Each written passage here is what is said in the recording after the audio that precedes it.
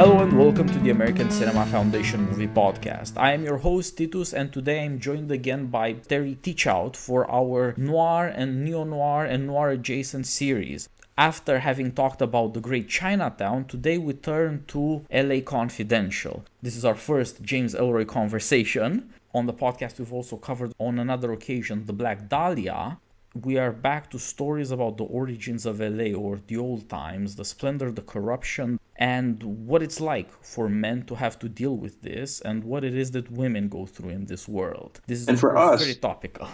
I was going to say, for us, this is also the newest film that we've ever talked about. It came out in 1997, at a time when the idea of the neo-noir film was we weren't seeing that many of them. They weren't getting much talked about. Neo-noir had really been a phenomenon of the 70s, and LA Confidential came as a tremendous surprise to me when it came out.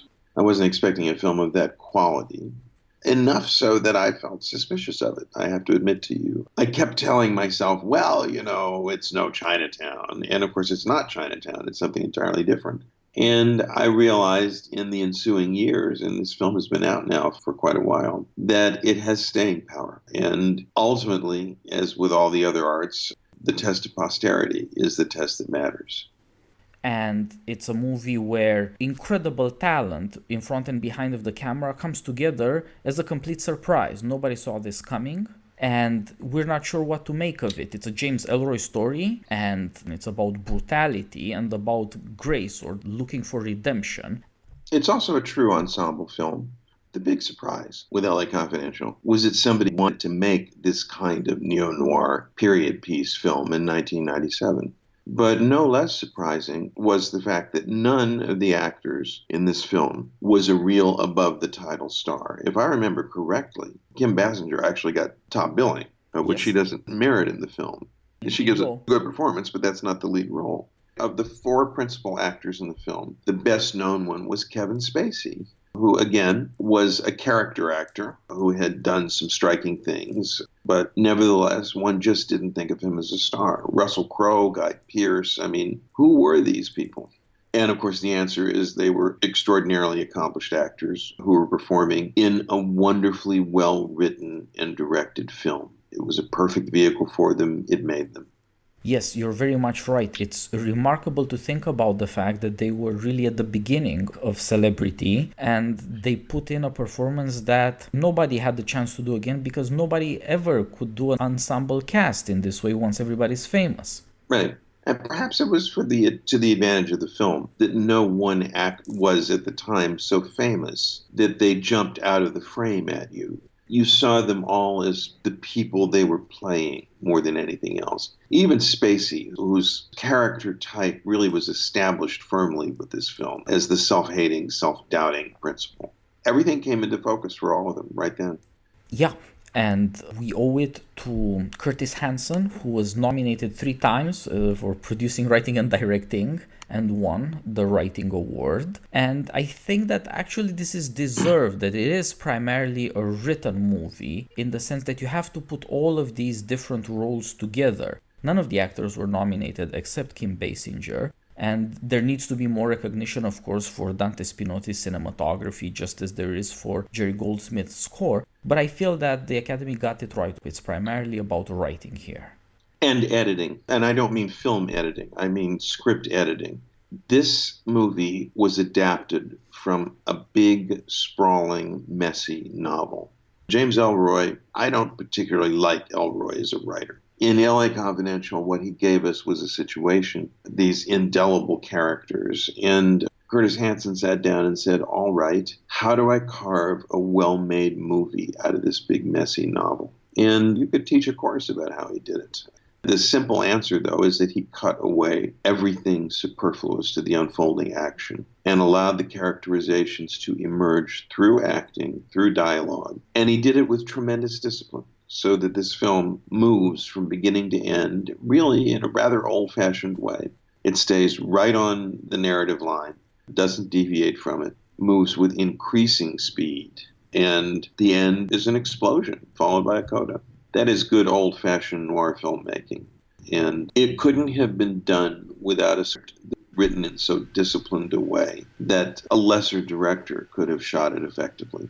I think that that's true, though this is a fabulously well-directed film. You're right. There is something to trying to establish Los Angeles 1953, trying to make that city come alive when we all now know how modern it is and how glamorous and all that.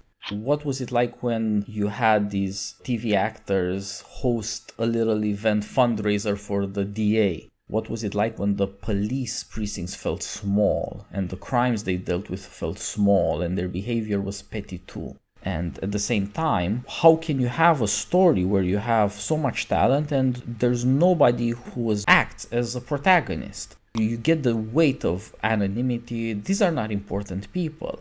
Our lead detectives are all of them marred. Russell Crowe perfects his role as the American stoic. He is a tough guy who knows he is despised for his brutality and he doesn't know what to do about that. He at least knows that he is brutal because he's moral, but morality is something to laugh at in this corrupt situation. Guy Pearce plays the college boy and he gradually unfolds all this intelligence, and in the process we lose all respect for him because he seems to be the pettiest, most manipulative character. And then there's Kevin Spacey, who seems to be the most corrupt because he is fully complacent in it. He just sells arrests for headlines in the tabloids. This is not a hero situation. This is not grandeur. And yet it's very much a noir situation because these are people who are seeking a way out. They have, in their various ways, accepted their flaws, accepted their corruption, but they want to get out of it. And interestingly, the quintessential noir situation in which they are led into this corruption by a woman is reversed. They're let out of it by her. They're already there when the action of the film starts. When we talked about Chinatown, we spoke about how Jack Nicholson's acting style, which at that time seemed and was so contemporary, was skillfully placed against the design and approach of the movie, which was not nostalgic in any conventional sense. But you did feel this neo aspect of it, that we were looking back at the style of an earlier time. LA Confidential feels like a film shot now about then. There's nothing notably contemporary about the acting styles, but they're also not anachronistic. But above all, there is no sense of nostalgia, even a perverted nostalgia. The cinematography is clean and bright. We're not putting any filters over the camera to make you feel like you're looking back into the past. It is as though we had stepped in the time machine and been sent back to this moment in history, and that we were living it right then. And I think that may have something to do with the success of the movie, because nostalgia movies are for older people by definition, or for the kind of person who feels nostalgia for a time that he never knew. LA Confidential is strikingly non-anachronistic.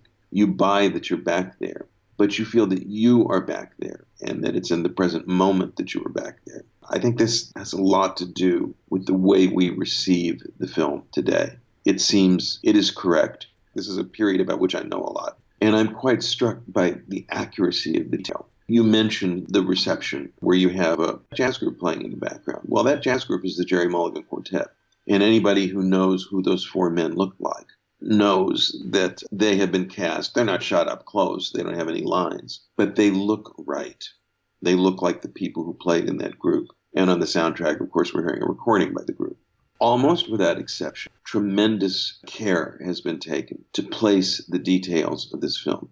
Not long ago on Twitter, I wrote a post on my blog and linked it to Twitter, which is how everybody saw this. There is a dive bar on Hollywood Boulevard called the Frolic Room, which has been in continuous operation since 1934. And I mentioned it because it contains a mural by Al Hirschfeld of Hollywood. But this is used as one of the locations for the film. It is next door to the Pantage, the old movie theater on Hollywood Boulevard. A scene takes place both inside and outside this bar. It's Kevin Spacey, where he suddenly realizes that he has a chance to pull out. He can change his life.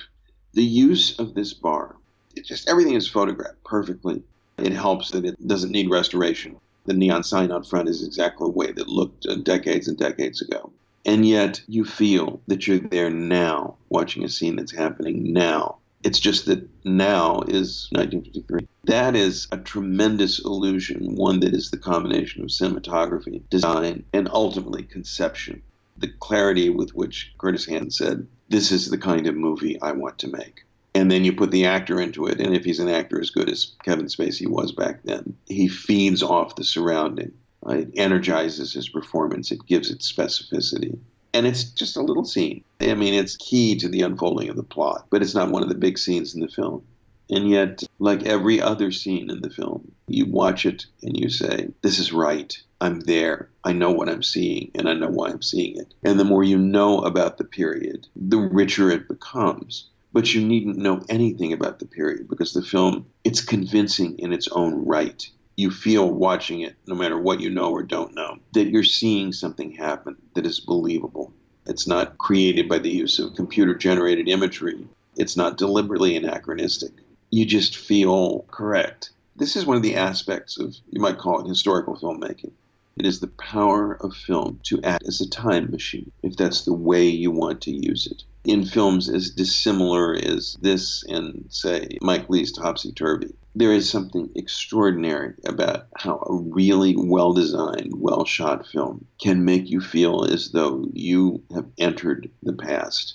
It's because film is, at bottom, a naturalistic medium. It is a realistic medium. It's not like the stage, where everything is illusion, where you know when somebody walks out on the stage that he's playing somebody, that the stage is not where he is. Film requires naturalism. Any film that sets foot outside the boundaries of naturalism is taking a very big chance. And LA Confidential does it with total mastery. I just reviewed it again a week or so ago, not having looked at it for a long time. And at first I was fascinated by all of these things, but very quickly I got swept up in the act of seeing the film. And that is the goal of this kind of realism, this kind of naturalism, to involve you so completely that you never get pulled outside the frame, that it's just you watching the movie, feeling that everything in it is right and that it could have happened, and that if it had happened, it would have looked and sounded just like this. Yes, that's a very good point. You're swept into this movie. These people, all of them, they do their jobs just right, and the job immediately becomes invisible. You're just part of it now, and that's absolutely essential to get us to take these characters seriously, to see them in their situation and to believe that this is how people live then. And these are the challenges that these men have to deal with. Before you can have a plot, you have to have a situation that you're interested in. And the work the movie does is at first to show you that it's a pretty depressive world to be part of, but people like Russell Crowe and Guy Pearce are just there. They don't know that there's another world. They're not interested. They're in the dark side of Hollywood, the part that has no glamour, and they can't think of anything else. This is absolutely essential characterization for us to take their story seriously. This is not about the stars. This is not about the glorious future of Hollywood or something like that. It's about these two men, one of them blue collar, one of them white collar, one of them tough, one of them smart and college educated, and how it is that they're going to deal with corruption, which of course is a perennial problem. Right, and how they're going to save their souls. We said this a moment ago, but it really needs to be dwelled on, I think. In the classic film noir, a person who is probably not at that moment yet corrupt, he's susceptible. You know, the saying, if a con man can take you, you're already there. But in a film noir, a guy like Dick Powell in Pitfall, he's just a regular guy who suddenly finds himself presented with the choice between good and evil. And he makes the wrong choice, and the film watches as this decision works itself out. In LA Confidential, the principal characters are already in the corrupt world. They have, in a sense, already made the choice. They didn't even know they were making it. When they became cops, they were becoming cops in a corrupt police system. They're there. That's what they do. They accept it. And then, for a variety of complex reasons, but reasons that all stem from the entry into the action of Lynn Bracken, the prostitute who is herself dissatisfied with this world. They're pulled out of the world. They're made aware of the fact not only that the world is corrupt, which of course they know, but that there is an alternative to it, that they don't have to live like this. They may well have to give their lives, as Bud White and Ed Exley know at the very end of the film, when they acknowledge that the only way for them to do right may be to take actions that lead directly to their death. But they're willing to do it because they've been shown that you can't live like that and live with yourself. Kevin Spacey's character, of course, exits the film about two-thirds of the way through because he doesn't understand that he's making that kind of choice. But what he does understand is that he's willing to throw away the good life that he's managed to get. He's a corrupt cop. He has a very satisfying secondary career as a technical advisor on Badge of Honor, a TV show like Dragnet. He takes his bribes. He has his fancy suits. But he is himself aware that something's wrong here. My reading of his character, by the way, perhaps this is a good moment to go into it. The way the plot develops, of course, is that Jack Vincennes, that's the name of the character, is a kind of informant for a magazine called Hush Hush, the equivalent of Confidential, the real-life magazine from the 50s. He is used to set up people, Hollywood stars, low-level stars usually, are exposed as people who use drugs, people who are homosexual. And the editor of Hush Hush, played by Danny DeVito, is going to use him to set up the district attorney, Ellis Lowe, who is a closeted homosexual. To do this, to get the goods on him, they decide to photograph Lowe in a compromising situation with a bisexual movie star who was previously being exposed by Hush Hush. In one scene, the scene at the fundraiser, we see Jack Vincennes and this unfortunate young man together talking. And the young man doesn't have any idea that Jack Vincennes is, from his point of view, one of the bad guys, one of the people who's fixed him. He assumes that Vincennes is like him.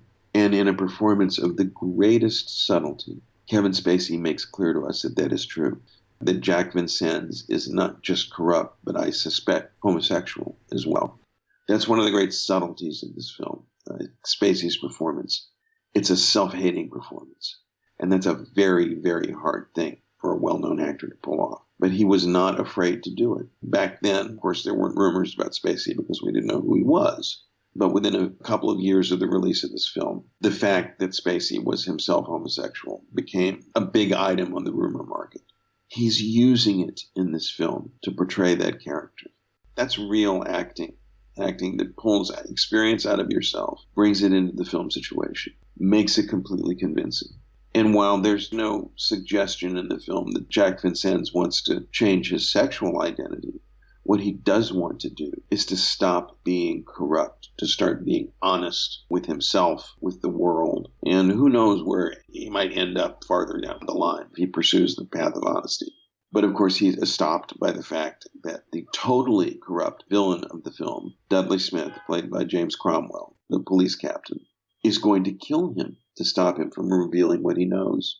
To give a performance where you get killed about two-thirds of the way through the film and you still make a tremendous impression, that you're really, in some ways, the carry-away of the film, the character everybody remembers, that's real acting. And say what you will about Kevin Spacey. In this performance, he gives acting of the highest possible quality in a truly complex role.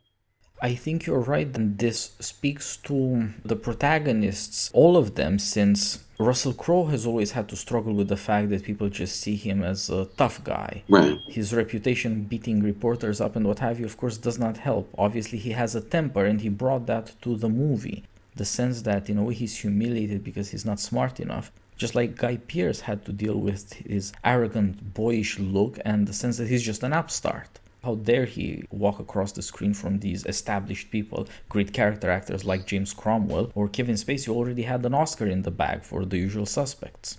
No, these are real actors giving real performances. But their characters are all seeking the same thing. They're seeking redemption. It's as though this film were a sequel to a film noir that had already taken place, in which all three of these people variously start down the road of corruption. This is where they end up. They're not able to extricate themselves from this role. They don't get killed by the pretty lady. They survive, but they survive as people who have failed to get away from themselves, to get away from the world that they're in. They're trapped. They're taking bribes. Ed Exley would like to get out of this world, but he doesn't know how. It's the only thing he knows. His father was killed as a result of being a cop. Bud White, I don't think that Russell Crowe's character particularly wants to be made innocent again. What he wants is to be taken seriously as a policeman, as somebody who can do his job well, who isn't just muscle, who isn't somebody you send in to scare somebody else. He wants to be redeemed that way. And Jack Vincennes obviously wants to dig himself out of the total corruption of his situation. But the only way for them to do it is to go up against a totally corrupt ethos of the police department at that time, where their boss has decided that he wants to take over the rackets in Los Angeles. That is the quintessential Raymond Chandler corrupt Los Angeles situation, raised to an extremely high and explicit power. And I think it has to be. We've seen this plot before. We've seen it a lot. So how do you make it fresh? You make it fresh by pitting these three guys against the whole world that they live in and ask, what can they do to be different? And of course, at the end of the film, what happens is one of them's dead. And Ed Exley has been promoted within that world and has decided that he's going to use his political skills as a police officer to try to ameliorate the situation. God only knows what happens to him after that. Bud White is removing himself from the situation totally. He goes off with a girl. They're off to Arizona, someplace far from Los Angeles. He has decided that for him, happiness and honesty, morality, cannot be found within the context that he was looking for. Yeah, and that makes sense. Bud White is an intensely moral man. He cannot stand the evil in which he lives, in which he grew up as a child. For him, primarily, justice is experienced as the injustice of seeing women beaten. The fact that men are stronger and they will do violence with impunity. They do not even fear enough to control themselves. And this is liable to drive him mad. That's what drives him morally and why he is indeed in need of redemption of some kind. He needs to know that it's worthwhile being human, that it is not just one act of wanton violence after another from when he was a child and he saw it done to his mother by his father all the way to the grave. But at the same time, you see that a certain acquaintance with corruption is necessary in order to deal with it. You have to have a certain capacity for cruelty and a certain experience of suffering in order to be Bud White. Just like you have to have a certain capacity for lies, for the deception, in order to be Ed Exley. If you cannot lie, you cannot discover liars either. Yeah. The fact that the consummate liar, as you put it, Jack Vincennes, whose entire life is a travesty, is the one who figures it out first, is not an accident.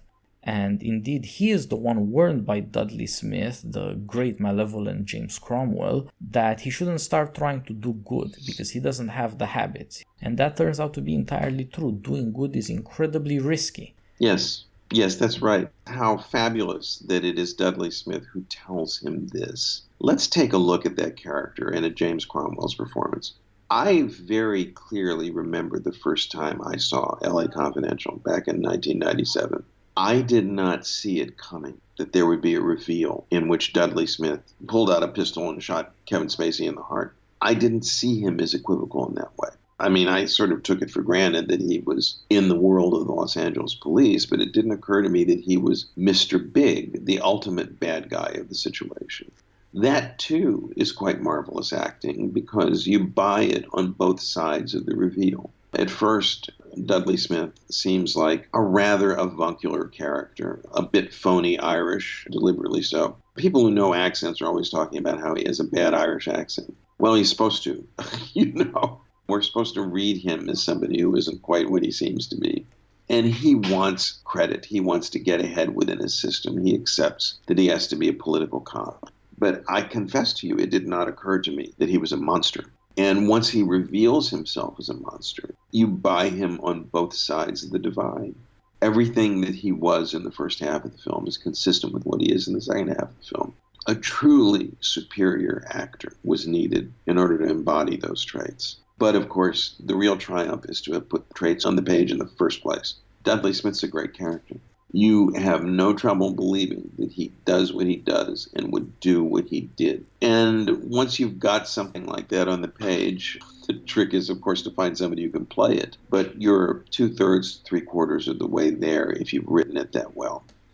And it ties into our whole view of this film, whose principal characters are seeking to extricate themselves from the morass that is the Los Angeles Police Department. And Dudley Smith is the embodiment of that morass. He loves it. He doesn't think there's any other world to live in. He's totally fine with it. He intends to use it to make himself a rich and powerful man. And everybody around him is at his mercy. We find eventually that he is blackmailing the district attorney, who is a closeted homosexual. We find that he's in cahoots with all the bad guys in this film. Which brings us to the other very nifty bad guy in this film, Pierce Patchett, played beautifully by David Strathairn, one of our truly great character actors. How is it that Danny DeVito describes him as a real ultimate strango, something like that? He is a person who has become quite rich through investments, but who also runs a prostitution ring where the prostitutes have been subjected to plastic surgery to make them look like movie stars. We see him fronting one of his orgies. We see the movie star prostitutes. And I only just noticed this time, after having watched this film for 20 years, that one of his prostitutes is Shirley Temple. What a horrific touch. What an appalling touch. But it's all done with small, accurate details. And where does Pierce Patchett live? He lives in the purest, most modern house in Los Angeles, a real-life house designed by the architect Richard Neutra. The irony is wonderful that this house is known as the Health House because of the way it takes the sun and the landscape. And this man, who is corrupt beyond belief in every scintilla of his being, lives in this incredibly pure and austere interior and has his orgies there. Powerful symbolism is being shown to us here. Immensely powerful symbolism. And of course we are used to the movies showing modernist architecture as the dwellings of evil. Yes. It's just the way the movies are made. Pops up all the time. And this man comes up again and again in the story, more or less in the way Dudley Smith does. It's very important to realize how if you want to characterize a spider in the center of the web, he should only appear now and then to suggest more than to say or to show anything, so that the terror mounts, the suspicion mounts. What this guy does to women, then you learn that he's in business and he's involved in blackmailing local politicians to build the freeway. And you begin to see what it means to think about who you know, to think about the secrets, which probably are exactly as corrupt in Los Angeles today. There's way more money thrown around for construction now. People are not angels now. And indeed, there must be the same secrets happening again and again.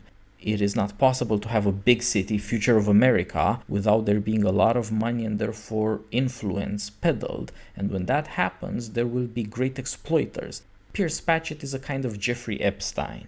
And Good choice there, yes. Ends up with a suspicious suicide. Because there are certain things that cannot get out. Indeed, this sort of wickedness is part of human nature. But it is part of the insight of the movie to show you this is tied up with the problem of glamour. Our wicked characters say things like there's always somebody else coming on the bus trying to make it in LA. Everybody is seduced by the beautiful and then they end up in complete ugliness and some of them dead. There's this shocking scene where a mother called in by the cops to go to the coroner and make an identification, can't recognize her daughter who is dead because she's had plastic surgery. And you think, oh my lord, what sort of world is this? All of which is laid out in the opening narration of the film. Danny DeVito, the editor of Hush Hush, is the off-camera narrator. We see a montage of period film clips of Los Angeles during the day. He's talking about what a wonderful, marvelous place it is to live, move there, you'll be happy. You might become a movie star, or at least you could see one, as long as you're willing to put up with the way things are. And in the background, the music that is playing is Johnny Mercer's record of Accentuate the Positive. We are now getting to the score, which is a combination of a truly outstanding original score by Jerry Goldsmith, who of course scored Chinatown as well, and the brilliant use of offstage commentated recordings played on jukeboxes, played on the television, played on the soundtrack from the period, which all have ironic things to say about the unfolding action, the most obvious of which is Accentuate the Positive. Usually you don't get film scores in which recorded music and original music are interwoven with that kind of skill. Generally speaking, the composer wants to do the job himself, and usually he's allowed to do it. But here, that period music is really a big part of the effect. Nevertheless, Jerry Goldsmith's score is so powerful, so distinctive. It gets out in front of all of this and helps to set the tone. It is rather Chinatown-like. It has a particularly important lead trumpet part, for example. It is what shows us both the rage of the film. The first big music cue in this film is the percussion-heavy score that plays underneath the melee at the police station, where the policemen in a wild rage are beating up suspects who they thought had killed a policeman. That's really where the music starts to come in. But mostly what the score in LA Confidential is used for is to establish the humanity of the characters themselves, to tell us that they have immortal longings, that they want to have something better than this. This side of the score builds to the end of it, the final cue, which goes to the fade out, in which we see Bud White and Lynn Bracken driving off into the distance with truly beautiful music played in the background. Goldsmith I rank him alongside Bernard Herrmann and Miklos Rozsa and Elmer Bernstein as one of the supreme composers of full orchestra film scores. I don't know whether LA Confidential is one of his 5 best. He's got quite a track record. But it's one of the most effective pieces of scoring that he did. It's not noticeable in the way that Chinatown is because there's not a main title cue. That is accentuate the positive. The score doesn't start until the tremendous percussive explosion of the nightmare melee in the basement of the police station. But if you're listening for that score, if you're watching LA Confidential and you're asking yourself, how is music being used in this film? You will notice the score, and you will also notice the way the recordings are used. I've been watching a lot of pre-code films in the last couple months. I love pre-code tough guy films, crime films. They're typically not scored at all because film scoring was not established as a discipline in the early 30s. And they were shot quickly on comparatively low budgets, and all you had was music to lead in the film and lead out the film.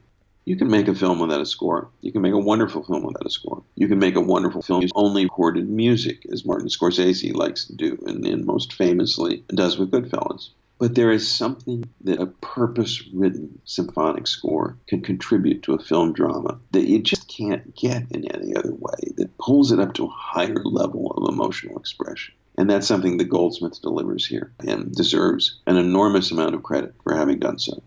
Yeah. Watching it again, he put me in mind of Max Steiner's score for noirs, for The Big Sleep or Dark Passage or these sorts of movies, and I thought this is the clearest evidence of the old Hollywood magic, still practiced as an art, updated of course for the 90s, but recognizably what it had been in the noirs of the 40s, the lavish ones that had of course the cast, the director and the production money to work with.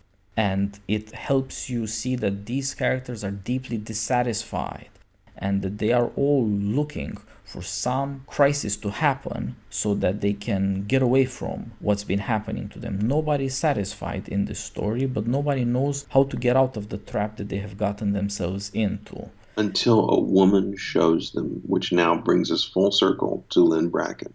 As we said earlier, in classic noir, the woman is the temptress who leads the man off the path of virtue, thus causing either his destruction or hers, or both of them. The inverse happens in LA Confidential. Lynn Bracken is a prostitute, a completely corrupt figure. We think at first, she appears to have been allowed to subject herself to plastic surgery so that she'll look more like a movie star. The front part of the home in which she entertains her clients is clearly a boudoir-like place that has been directed for the purpose of prostitution.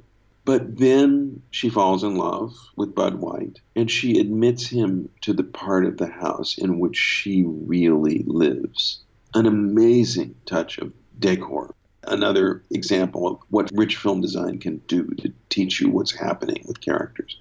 Because it's just an ordinary bedroom with souvenir pillows. On the nightstand, you have to really look to notice this detail. What is Lynn reading? She's reading a book by M.F.K. Fisher. It's not emphasized. She doesn't shove it in your face. It's just there for you to see, for you to realize that when she goes on camera, so to speak, to be a prostitute, it is not the real her. And meeting the real her, Bud White's inchoate desire to be better, to be a better man, to be a better policeman, is given focus when he discovers that Lynn Bracken is not what she seems to be. And he is put on the path of redemption instead of destruction by his encounter with her. In a sense, they all are. Each one of these three principal characters is following a different path toward redemption. But it's really Lynn Bracken who's the trigger, so to speak, for this action. Because if Bud White hadn't decided that he wanted to be a different kind of person and figured out what that different kind of person might be, none of the rest of it would happen. Kevin Spacey's character has to go to him for help in order to disentangle this mess. And of course, that leads to his death because appropriately, he is the most profoundly compromised of the characters. Somebody's got to go. I mean, this wouldn't be a serious film if one of the three principal characters didn't die as a result of what happens. And it's certainly very Hollywoodish that it should be the most compromised one that goes. Ed Exley, who himself falls for the false Lynn Bracken, nevertheless is caused to realize that his path is not acceptable to him. That if he wants to live a life worthy of his father, who died in the line of duty, he can't play the game. He's got to break free of the game.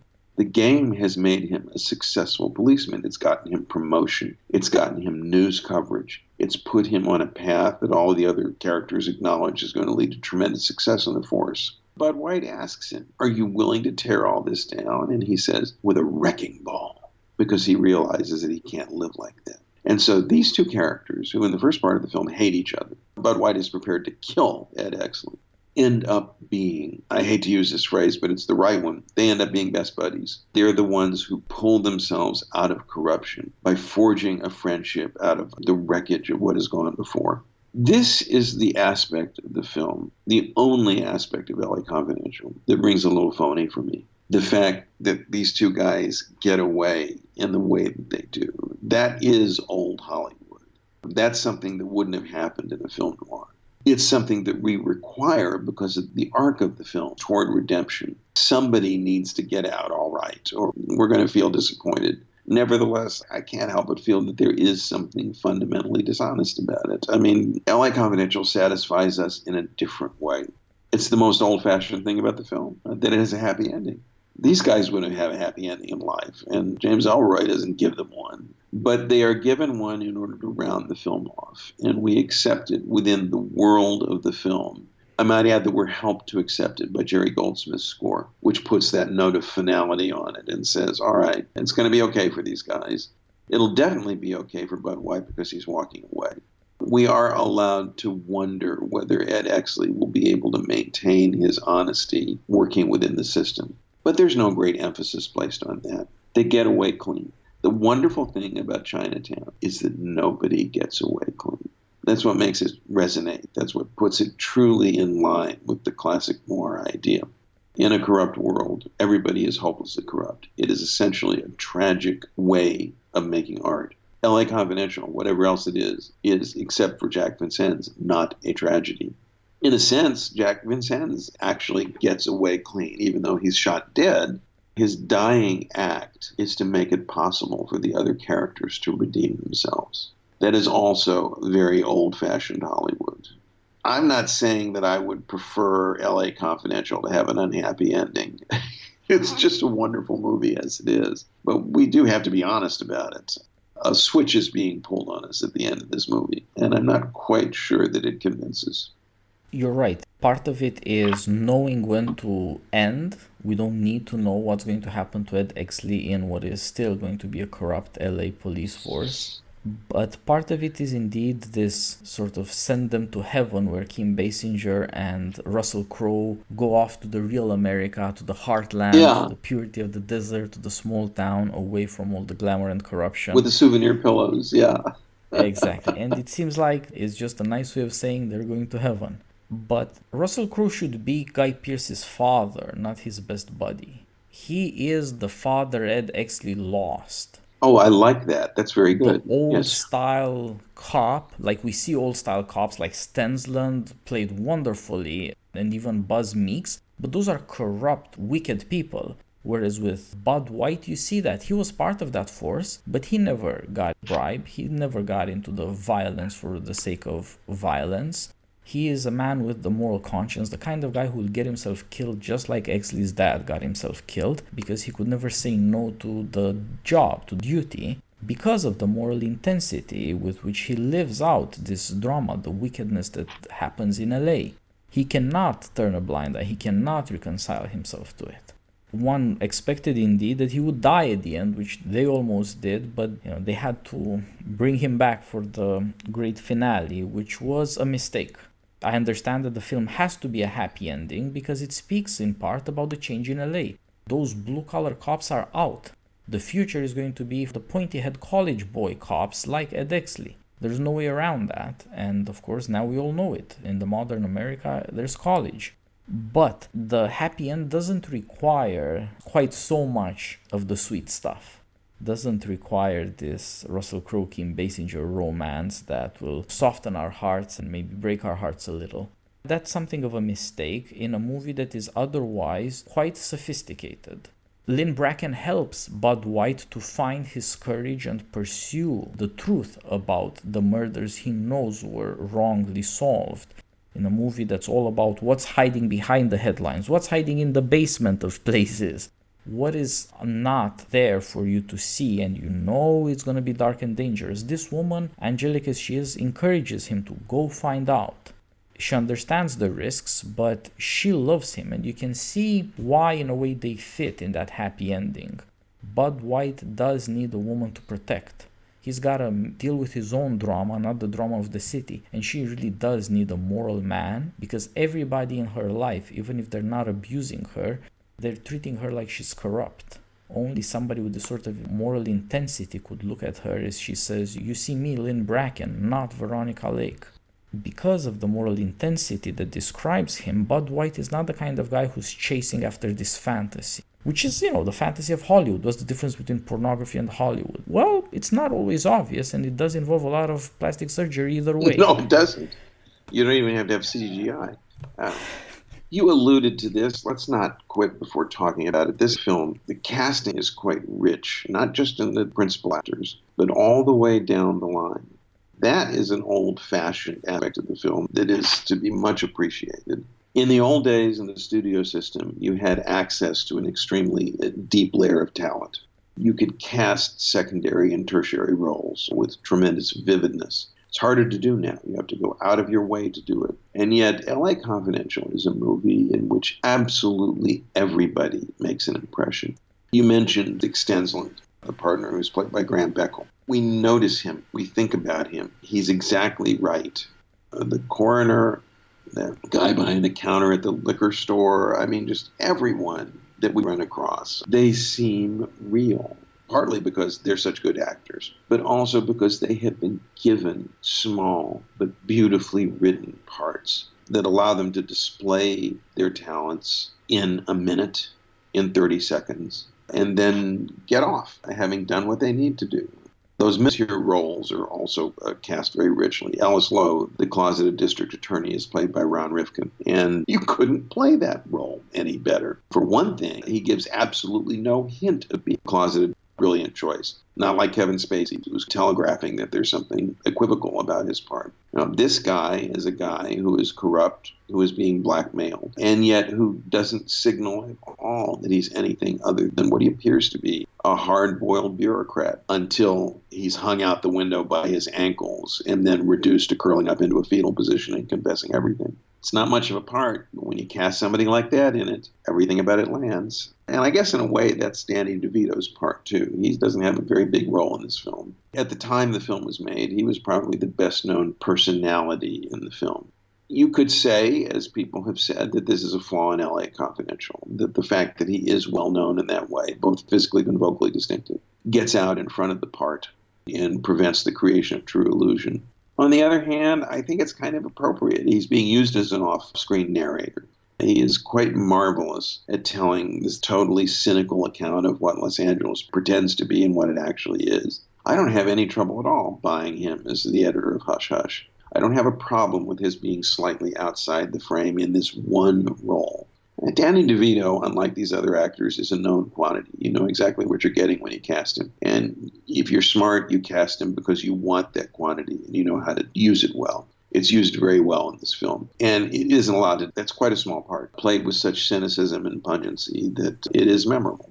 Yes, and precisely it's because he's famous, he's such a perfect introduction. It's like you're at a theme park. Look at the Yeah. wonderful world of LA. But then he's a character, and you see, oh yeah, I completely get that salesman sleaze. And then when near the end of the movie it turns out that he's in on the con, and then that he is now being conned himself, indeed murdered, see, wow. Now that gives you a payoff for Yes. all this bright and cheery cynicism, always coming out on top, always knowing where your bread is buttered and getting it. And then, wow, it is indeed very well executed. And we should say that the explosion of violence, and especially at the end, is well earned, and it reveals that you're not going to be able to talk your way out of evil. You're not going to be able to reason with people, Right. and therefore there's a reason to keep looking to that dark past with all its mysteries and all the corruptions. There's never going to be a time when we'll just be able to talk our way past differences and nobody will do anything wicked, and therefore there will be no need for violence. On the contrary, you will have to have people who are willing to risk their lives. One of the necessary things, like Lynn Bracken, this angelic character, is the positive influence behind these characters. Even the fact that she tells Ed Exley how much she truly admires Bud White. Mm-hmm. That motivates this young man to realize that, yeah, that's a real guy. It's not a reputation, it's not some kind of fame, it's not Hollywood. This woman really believes that this moral man is real. That's important. But there's a negative cause. These people are all involved in violence mid-movie. They have to kill people, and it's justifiable, but you're killing people. Now you have blood on your hands, and it eats at them that maybe it wasn't right. Maybe it's not what the press said. Maybe it's not what the police said. Maybe this beautiful story of saving victims and solving crimes is not true. And there you see the moral pressure violence puts on people. And it keeps eating at them up until they have to do something about it, including risking their own lives. Yes. Having walked away from that bloodbath, they're going to have to risk it all over again. And indeed, they all do, knowing what it is. So you see, there's a kind of nobility, precisely because in a way they're corrupt, well, in various ways, and they all know what they're doing, and they all know they could do something else and get away with it. Yes, without the shedding of blood, there's no redemption of sin. Is the climactic premise of this film. Everything points toward that. There is no way to start the marker over. There's no way to change things at all without having Dudley be killed. Otherwise, he won't go away. He will be there forever. That's as old-fashioned as the happy ending on its own, essentially popular terms, because the good guys kill the bad guy, and then at least two of them get what they want. If you require tragedy to be satisfied by a film, you won't be satisfied by this one, because that's not the kind of movie it is. It accepts the illusion that in its opening scene it sets forth as illusional, but it's meant to make us feel good. We're meant to go away from this movie feeling, maybe the right word is hope. I think that is exactly the right word. You're right. This means we can't get all of the noir in noir. You can only get so far before you hit hopelessness. But indeed, we could not live our lives without hope. No. We could not get up in the morning if we believed the bad guys get away with everything. Obviously, there's more evil than we dare admit. There's more evil than people will dare talk about publicly, or the press reveal, or the police deal with, or the politicians fix. But it's not all wickedness, it's not all injustice, and that's what makes this sort of popular story just the right balance for America. That's right. If everything is corrupt and there's nothing to be done about it, why be good? That is, after all, a very fundamental question. It's the Dostoevsky question. If there is no God, then everything is permitted, even cannibalism. Well, that's clearly what Dudley thinks. Yep. And these other guys, although they don't avow any kind of religious view, they nevertheless believe that there is right and that it's worth trying to do right and be right.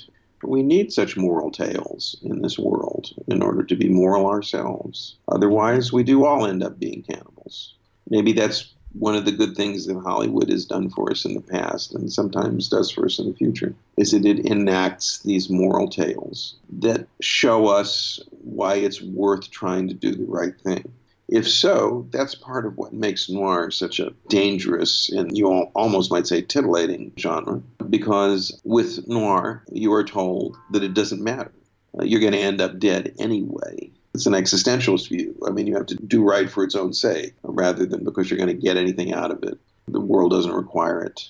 I think that's part of the seductive power of real noir, tragic noir as a genre. The way that it connects up with great art, even though it is itself not truly great art, but it partakes of this feeling, the Shakespearean idea that no matter how you try to redeem yourself, no matter what you discover about yourself, you're going to end up like King Lear. You're going to end up like Hamlet. There's going to be a pile of corpses on the stage at the end, and it's called a cemetery, and we all go there. Yes, that's very much true. And indeed, we need noir, but need not indulge it too much. Yeah. And it's since we have the chance to talk about the varieties, we get to see, we always put up a noble man or noble men for protagonists. Can they live with it? Or do we sometimes expect too much of them? Do they believe too much in themselves and it leads them to destruction? It is, of course, a very important question that we always have to face. In order to believe in the possibility of heroic conduct, we must have heroes. That's John Ford's great theme in his Westerns, and that's what LA Confidential is about. It's about the possibility of heroism in a radically corrupt and degraded world, and I'm good with that. Yes, indeed. I think that's a great note to end on. I too. Thank you so much for joining me. It was, as always, a pleasure. And we can return to Shadow of a Doubt next time, Yes. a film which moves in a very different direction from this one. Yes, indeed. We'll have some fun with that. Exactly. All the best until then, and let's talk soon.